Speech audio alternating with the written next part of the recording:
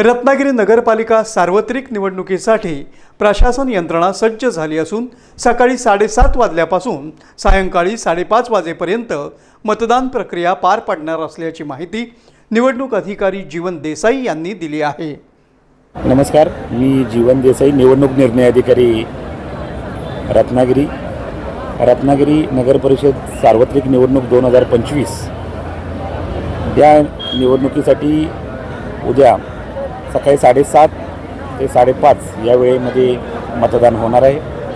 आणि त्यासाठी आजचा जो दिवस आहे तर रत्नागिरी नगर परिषदेमध्ये 69 मतदान केंद्र आहेत आणि या 69 मतदान केंद्रावर जो नेमलेला स्टाफ आहे तो जवळजवळ 345 इतका आहे। त्यामध्ये केंद्राध्यक्ष, मतदान अधिकारी, त्याचबरोबर इतर कर्मचारी असा 345 स्टाफ आपण नियुक्त केलेला आहे।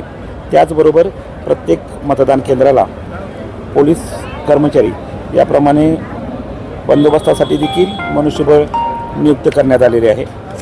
त्याचबरोबर एकूण 69 मतदान केंद्र आहेत, त्यावर 64,746 इतके मतदारसंख्या आहेत।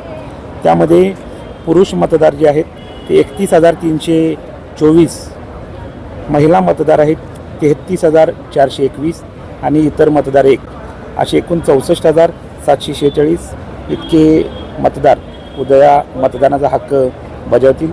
मतदानाची वेळ आहे सकाळी 7:30 ते सायंकाळी 5:30।